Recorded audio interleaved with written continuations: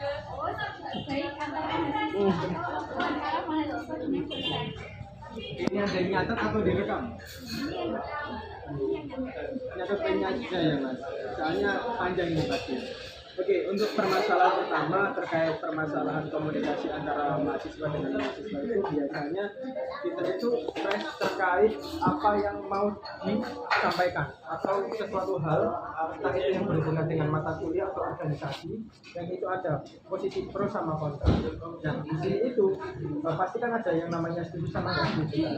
Nah dari situ nanti kalian bisa menyimpulkan nih bagaimana caranya ambil titik tengahnya. Oh ini mahasiswa ini tuh seperti ini, berarti nanti seperti ini solusi jalan keluarnya. Tapi hal itu juga bisa diatasi karena mungkin kita sesama mahasiswa dan udah setara ya, jadinya mudah untuk diselesaikan. Kemudian yang permasalahan kedua perkara mahasiswa dengan dosen itu biasanya yang miss perkara jam mata kuliah itu yang pertama. Entah itu yang dosennya sibuk atau karena beliau ada urusan, itu yang menjadi miskomunikasi antara kita bisa berkuliah. Kemudian yang kedua, kalau sama dosen itu biasanya tingkah laku komunikasi ketika mengabari lewat chat. Nah itu biasanya kurang sopan. Mungkin dapat juga teguran. Aku pernah di angkatanku itu dapat laporan kalau si A itu selalu mungkin langsung to the point tanpa permisi, assalamualaikum segala macam. Nah, jadi itu poin pentingnya yang dosen kurang suka dan akhirnya berpikir oh mahasiswa ini lo kurang ini, nah itu bakalan jadi bahan omongan di dosen satu prodi. Apakah Masnya pernah merasa kesulitan menyampaikan pendapat atau ikut dibahas? Apa yang biasanya menghambat kemampuan informan? Maksudnya Masnya untuk berbicara. Oke.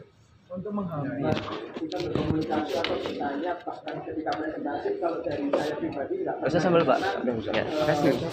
Iya, permasalahan seseorang atau mahasiswa itu kita dia bingung ketika menyampaikan sesuatu kepada audiens. Biasanya kurang memahami isi dari apa yang dia mau sampaikan. Itu yang pertama. Yang kedua, dia tidak mempelajari isi dari apa yang dia berikan sama dosen ketika untuk presentasi. Itu yang mungkin ketika ruang lingkupnya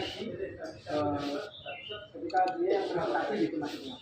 Tapi ketika kita menjadi audiens biasanya dilakukan untuk mengajukan pertanyaan. Dari situ yang mungkin tidak paham adalah kenapa kota Medan itu kebanyakan diri tanpa menanyakan sesuatu atau bahkan menanyakan suatu materi yang telah disampaikan. Karena mahasiswa yang sebagai audiens ini tidak paham sama materi yang disampaikan oleh si presentasi itu tadi. Jadinya itu juga bisa menghambat. Kemudian juga tidak paham sama apa yang dijelaskan. Terus dia juga ngerasa takut. Oh ini aku, misal aku takut ini salah nggak yo? Itu juga bisa jadi salah satu hal.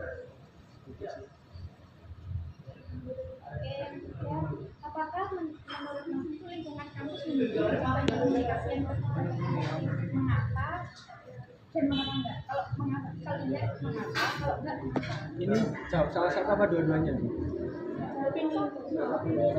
Salah satu ya. Oke. Apa tadi bisa diulangi? Sorry. Apakah menurut Masnya lingkungan kampus itu mendukung terciptanya komunikasi yang terbuka dan Oke. Menurut aku sih iya ya, karena kita sebagai apalagi mahasiswa ilmu komunikasi itu dituntut buat memberikan suatu perspektif atau bahkan stereotip tentang materi yang telah disampaikan, apapun itu, permasalahan apapun juga bisa diberikan atau bisa disampaikan ketika kita sedang melakukan sesuatu gitu kan. Nggak mungkin lah kita terlalu kayak aduh nggak mau nih takut gimana gitu. Tapi itu juga bisa terjadi tergantung anaknya. Biasanya kan ada ekstrovert, introvert dan segala macam. Nah itu bisa menjadi poin penting di situ yang kalian bisa mention dan kalian bisa jabarin. Oh anak ini nggak bisa ini, berarti aku harus gimana ini biar bisa mencapai tujuan.